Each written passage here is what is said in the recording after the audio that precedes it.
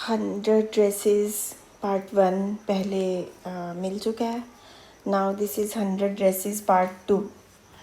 तो जैसे कि आप इसमें देख रहे हैं कि there are some colourful dresses और ये ड्राइंग है, ना कि रियल ड्रेसेस हैं।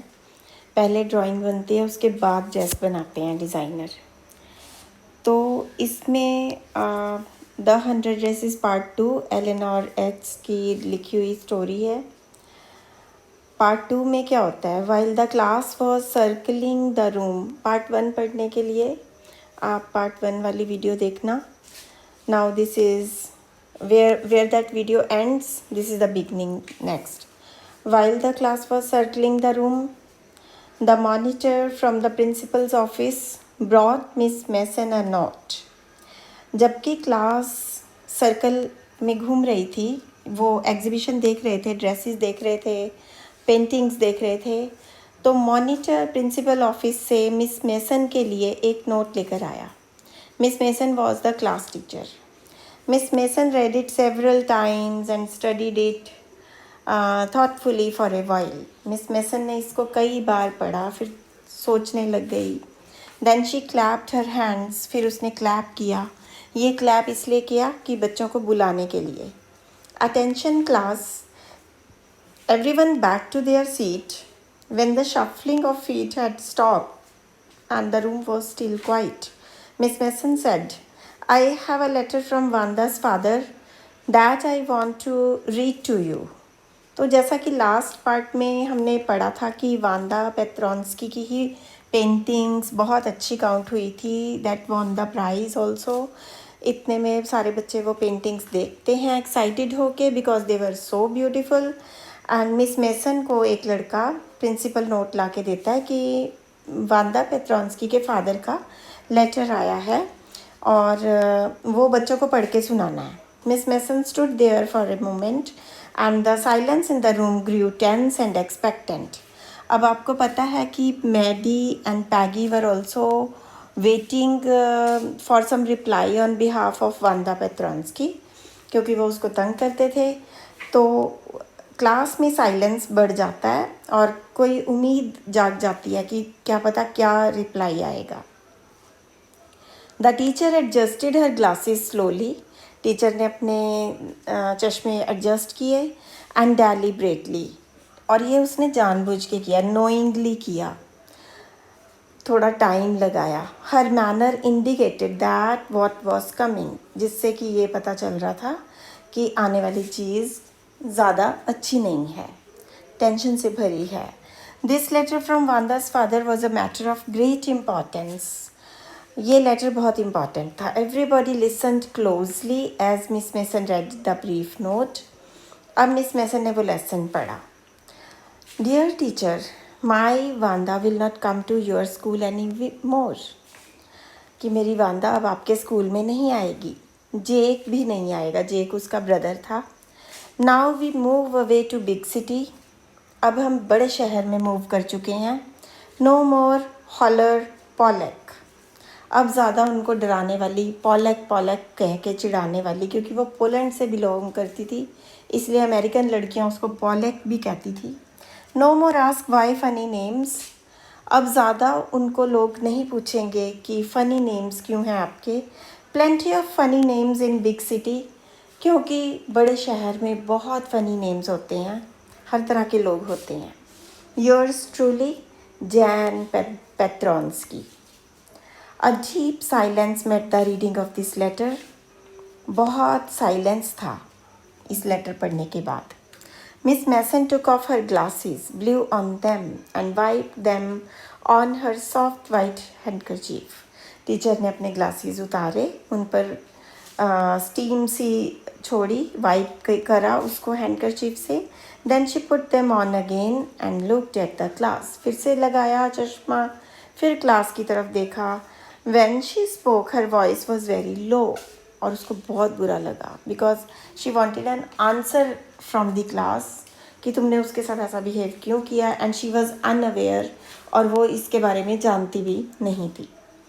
I am sure that none of the boys and girls in the room 13 would purposely and deliberately hurt anyone's feelings. Teacher कहती है कि मुझे श्योर है, पक्का विश्वास है कि मेरी क्लास जो कि रूम नंबर 13 में है, वहाँ का कोई भी लड़का या लड़की जानबूझ के किसी की फीलिंग्स को हर्ट नहीं करेगा just because his or her name happen to be long unfamiliar one, क्योंकि उसका नाम लंबा था, उसका नाम हमारे लिए अनफेमिलियर था, ऐसा नाम था जिसको कि हम जानते नहीं थे. What is unfamiliar? It was not known to us, very strange to us. I prefer thoughtlessness. मैं प्रेफर करती हूँ कि थॉटलेस हो जाऊँ. I know that all of you feel the way I do. मुझे पता है जैसी मैं हूँ वैसा ही आप भी सोचते हैं. That this is a very unfortunate thing to have happened. ऐसा हुआ और बहुत ही अनफॉर्चुनेट था. What is unfortunate? हमारे लिए बहुत ही अनलक्की था, सैड भी था, एंड बोथ, दोनों था. And I want you all to think about it. मैं चाहूँगी कि आप सभी इसके बारे में सोचें. The first period was a study period. पहला पीरियड स्टडी पीरियड था. Maddie tried to prepare her lessons. Maddie ने अपने लेसन्स प्रिपेयर करने की कोशिश की, but she could not put her mind on her work. लेकिन मैडी बहुत टेंशन में थी, इसलिए वो काम में मन नहीं लगा सकी. She had a very sick feeling in the bottom of her stomach. यहाँ तक कि पेट तक उसको दर्द महसूस होने लगा. True, she had not enjoyed listening to Peggy ask Wanda how many dresses she had in her closet. ये बात सच है कि जब पैगी वांदा पेट्रोंस्की से पूछती थी कि तुम्हारी अलमारी में कितनी ड्रेसेस हैं, तो वो कुछ नहीं कहती थी. But she had said nothing. लेकिन उसने कहा भी तो कुछ नहीं, यानी उसने रोका भी तो नहीं. She had stood by silently. वो चुपचाप उसका साथ देती थी. किसका? पैगी का. And that was just as bad as Peggy had done. Worse. और वो भी उतना ही बुरा है जितना पैगी ने बुरा किया. चुप रहना भी उतना ही बुरा होता है. She was a coward. वो एक डरपोक लड़की थी. At least Peggy hadn't considered they were being mean, but she, Maddie, had thought they were doing wrong. यहाँ तक कि पैगी ये सोचती थी कि वो उसके साथ गलत तो कर रहे हैं, लेकिन मैडी तो ये सोचती थी कि वो गलत हैं. She could put herself in Wanda's shoes. उसको वांदा के जगह पे खड़े होके देखना चाहिए था. Putting yourself in one's shoes का मतलब है वैसा फील करके देखो जैसा उसको फील हो रहा है. Goodness, wasn't there anything she could do? क्या ऐसा कुछ भी नहीं था जो वो कर सकती थी? If only she could tell Wanda she hadn't meant to hurt her feelings. सिर्फ पैगी या मैडी उसको कह देते कि हमारा अभिप्राय तुम्हारी फीलिंग्स को हर्ट करना नहीं था. She turned around and stole a glance at Peggy. जबकि वो मुड़ जाती, पैगी की तरफ देखती, but Peggy did not look up. Peggy की तरफ देखती है लेकिन पैगी उसकी तरफ नहीं देखती. पैगी को भी शर्म आती है. She seemed to be studying hard. Peggy इस चीज़ को अवॉइड कर रही है. वो फील करना चाहती है लेकिन फील नहीं कर रही, और उसकी जगह वो ये शो कर रही है कि वो पढ़ रही है. Well, whether Peggy felt badly or not, she, Maddie, had to do something. चाहे पैगी को बुरा लगा या ना लगा हो, उसका बिहेवियर ये दिखा रहा था कि पता नहीं उसको बुरा लगा या नहीं लगा, लेकिन वो कहती है कि मुझे ज़रूर कुछ ना कुछ करना होगा. She had to find Wanda Petronsky. उसको वांदा पेट्रोंस्की को ढूंढना होगा. May be she had not yet moved away. हो सकता है अभी वो गए ना हों. May be Peggy would climb the Heights with her. शायद पैगी उसके साथ उसके घर जाए. दे वुड टेल वांदा she had won the contest, और वो वांदा को बताते कि वो जीत चुकी थी. That they thought she was smart. उन्होंने सोचा कि वो काफ़ी स्मार्ट थी. And the 100 dresses were really beautiful. और 100 ड्रेसेस बहुत ही सुंदर थी. व्हेन स्कूल वॉज, ये सब बातें वो उसको बताना चाहती थी क्योंकि हमेशा उन्होंने उसका मजाक उड़ाया. आज वो उसकी अच्छाइयाँ भी उसको बताना चाहते थे. When school was dismissed in the afternoon, Peggy said with pretended casualness. Peggy casual show कर रही थी, जैसे कि कुछ हुआ ही नहीं है. वो उसको कहती है, hey let us go and see if that kid has left town or not. चलो उसके घर चलते हैं, देखते हैं, क्या पता वो अभी शहर छोड़ के ना गए हों. सो पैगी हैड द सेम आइडिया, पैगी को भी वही आइडिया मन में इसका मतलब आया है, फील तो हुआ है। Maddie glowed. Peg was really all right. The two girls hurried out of the building up the street towards Boggin Heights. दोनों लड़कियां Boggin Heights की तरफ चलती हैं, उसके घर की तरफ। The part of town that wore such a forbidding air. वो टाउन का एरिया था जो फॉरबिडन था, मतलब अच्छे घरों के लोग उस तरफ नहीं जाते थे। On this kind of a November afternoon, drizzly, damp and dismal. Damp and dismal means wet and sad. उधर ज़्यादा उदासी थी, चहल पहल नहीं थी। ड्रिजली था यानी बारिश पड़ रही थी। Well at least said Peggy gruffly, I never did call her a foreigner or make fun of her name. मैंने कभी उसको फॉरेनर कह के, विदेशी कह के नहीं बुलाया, मैंने कभी उसके नाम का मजाक नहीं उड़ाया। मतलब वो अपनी गलती मानने को तैयार नहीं है, फील कर रही है। I never thought she had the sense to know we were making fun of her anyway. मुझे लगता था उसको पता ही नहीं चलता कि हम उसका मजाक उड़ा रहे हैं। I thought she was to jump and gee look how she can draw. मुझे लगता था कि वो डम्प है, जिसको जल्दी से बात समझ नहीं आती, और देखो वो कितनी अच्छी ड्राइंग बनाती थी। Maddie could say nothing. अब मैडी ने कुछ नहीं कहा। All she hoped was that they would find Wanda. बस उसको तो एक ही होप थी कि वांदा मिल जाए। She wanted to tell her, वो उसको बोलना चाहती थी, दैट दे वर सॉरी, वो उसको सॉरी बोलना चाहती थी। They had picked on her, और वो ये कहना चाहती थी कि उन्होंने ये महसूस कर लिया है। How wonderful the whole school thought she was, कि पूरा स्कूल कितना उसके बारे में अच्छा सोचता है। And please not to move away, और ना जाए, नाराज़ होके ना जाए स्कूल छोड़ के। And everybody would be nice, और आगे से हम सब नाइस रहेंगे। She and Peggy would fight anybody who was not nice. वो और पैगी हर उस व्यक्ति के साथ फाइट करेंगे जो कि उसके साथ नाइस नहीं रहेंगे। The two girls hurried on, they hope to get to the top of the hill before dark. दोनों लड़कियां जल्दी जल्दी जा रही थी और उनको होप थी कि वो पहाड़ तक पहुंच जाएंगी, बॉगिन हाइट्स तक पहुंच जाएंगी अंधेरे से पहले। I think that was where Petronskis live, said Maddie pointing to a little white house. तो वो एक सफ़ेद रंग का छोटा सा घर देखती है, और पैगी कहती है शायद पेट्रॉन्स्की फैमिली वहाँ रहती है। wisp of old grass stuck up here and there along the pathway like the kittens। और रास्ते पर जब वो चल रहे हैं, घास पे चलने की आवाज़ आती है जैसे कि बिल्लियाँ घास में चल रही हों। The house and its sparse little yard, घर था, छोटा सा आंगन था। लुक्ड शैबी बट क्लीन, जो कि टूटा फूटा था लेकिन क्लीन बहुत था, साफ बहुत था। It reminded Maddie of Wanda's one dress.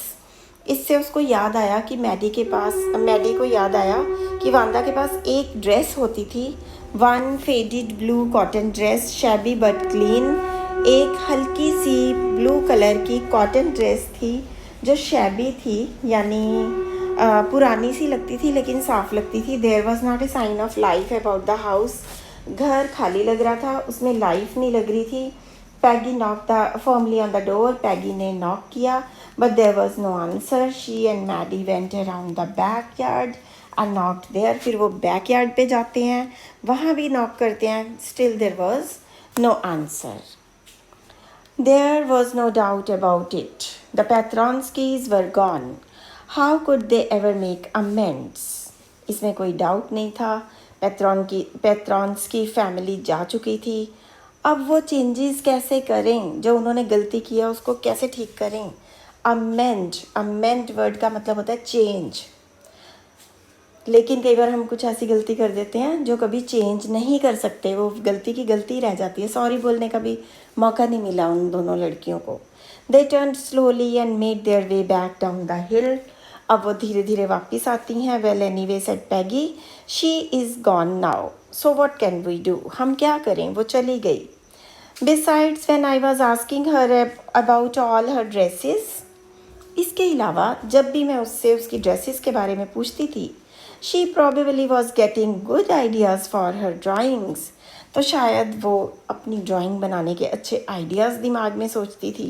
She might not even have won the contest otherwise, नहीं तो वो कॉन्टेस्ट नहीं जीतती. यानी कि पैगी के मन में अभी भी एक स्टबननेस थी, एक घमंड था, लेकिन मैडी अपनी गलती को खुल के स्वीकार कर रही थी.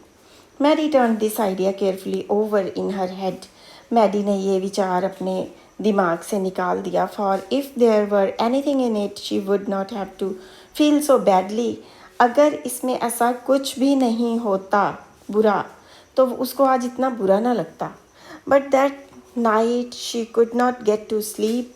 वो घर तो आ गई लेकिन सो नहीं पाई. She thought about Wanda and her faded blue dress and the little house she had lived in. वो क्या सोच रही थी? पहले तो वांदा के बारे में सोच रही थी, फिर उसकी वही फेड हुई ब्लू ड्रेस जिसका वो मजाक उड़ाते थे, और उसका little white house. And she thought of the glowing picture. Those 100 dresses made.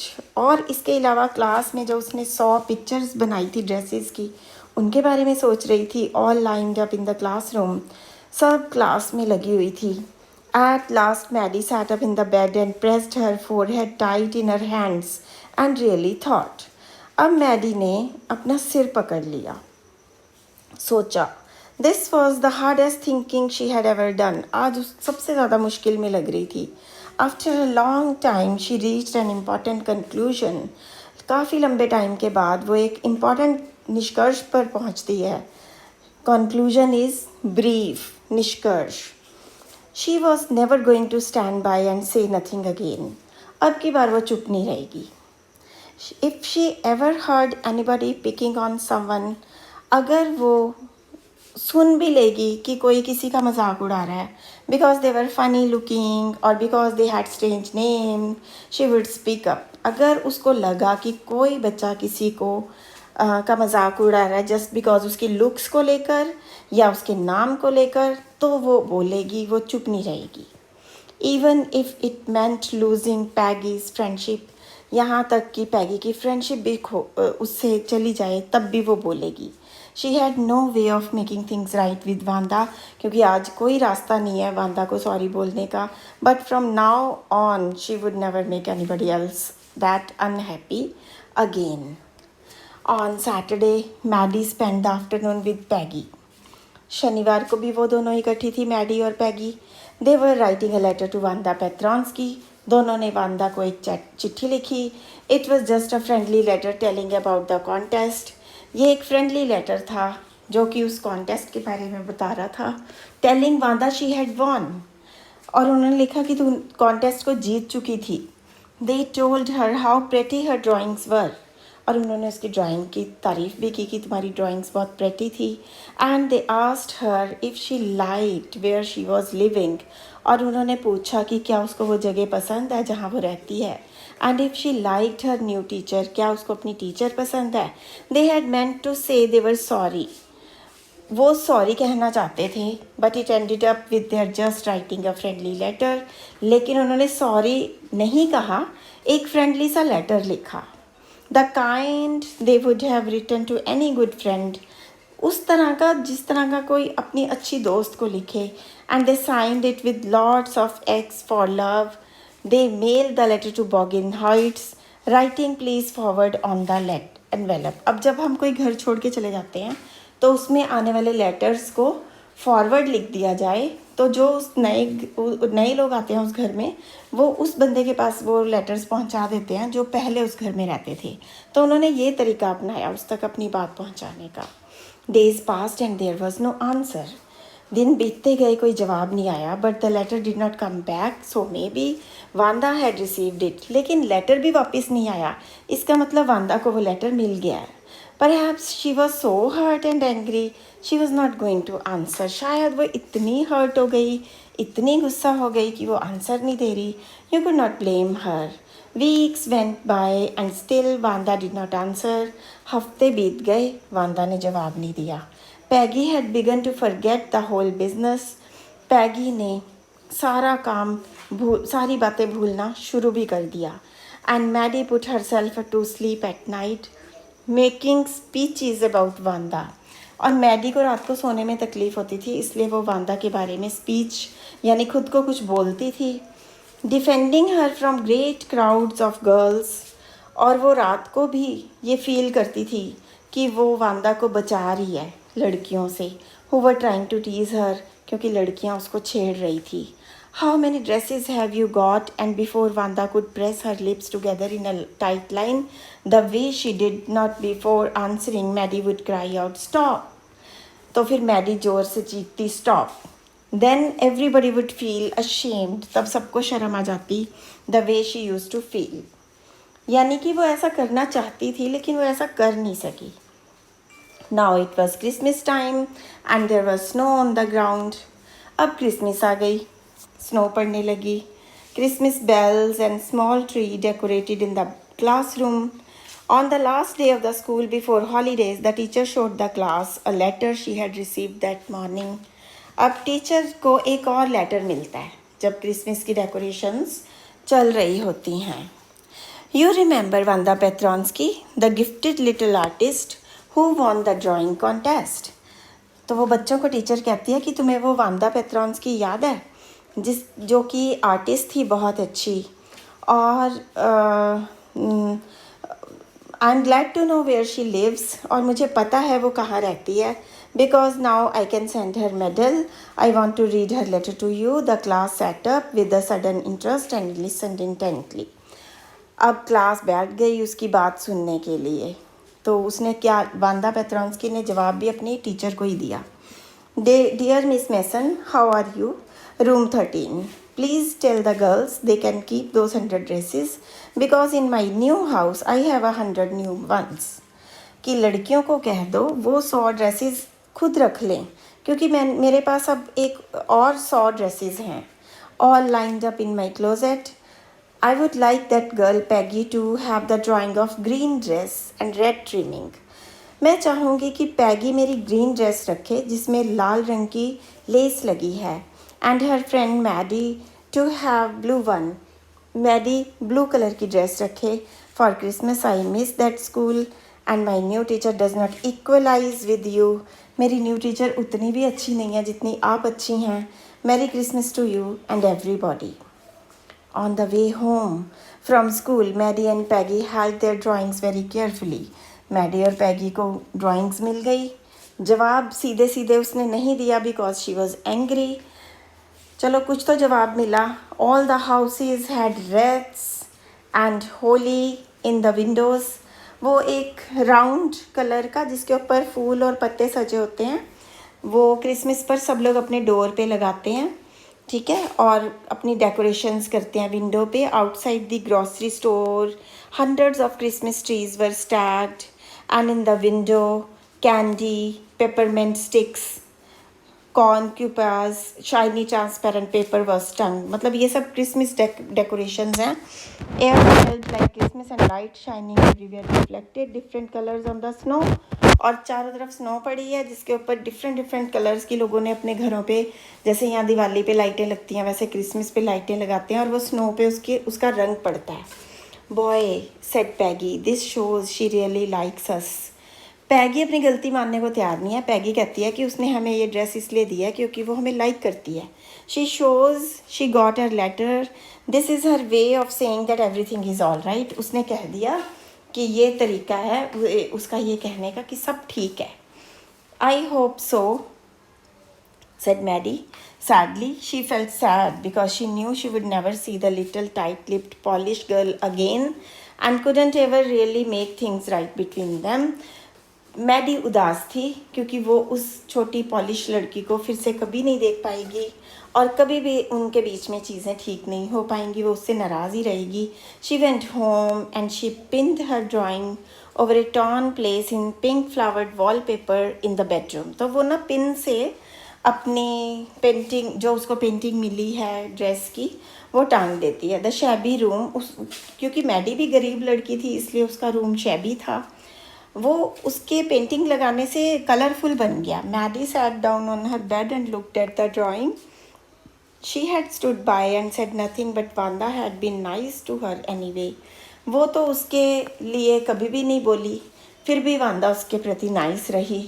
Tears blurred her eyes. अब वो रो पड़ती है. She gazed for a long time at the picture. और वो बहुत ध्यान से पिक्चर की तरफ देखती है. Then hastily, haste होता है जल्दी, quickly. She rubbed her eyes, studied it intently. फिर और ध्यान से पेंटिंग को देखती है. The colors in the dress were so vivid. Vivid का मतलब होता है very clear. तो ड्रेस के कलर्स इतने साफ स्पष्ट दिखते हैं उसको that she had scarcely notice the face and head of the drawing. उसने देखा कि फेस भी उनका है, कि मैडी की ड्राइंग पे मैडी का फेस है, पैगी की ड्राइंग पे पैगी का फेस है. ये बात उसने अभी नोटिस की. But it looked like her Maddie, it really looked like her own mouth. Why it really looked like her own self. Wanda had really drawn this for her. Excitedly she ran over to Peggy. तो वो काफ़ी excite हो जाती है वो face देखकर और पैगी के घर भाग जाती है. Peg, she said, let me see your picture. What is the matter? asked Peggy. वो उसकी भी तस्वीर देखना चाहती है. And as they clattered up to her room where Wanda's drawing was lying face down on the bed, पैगी ने अपनी drawing को अभी टांगा नहीं था दीवार पे, वो पड़ी हुई थी बेड पे. मैडी ने उसको उठाया. Look she Drew you. देखो उसने ना सिर्फ ड्रेस बनाई है बल्कि तुम्हारी भी पेंटिंग बनाई है. That's you, she exclaimed, and the head and face of this picture did look like Peggy. What did I say, said Peggy. She must have really liked us anyway. वो हमें किसी भी तरह से लाइक करती थी. Yes, she must have agreed Maddie. And she blinked away the tears that came every time she thought of Wanda standing alone.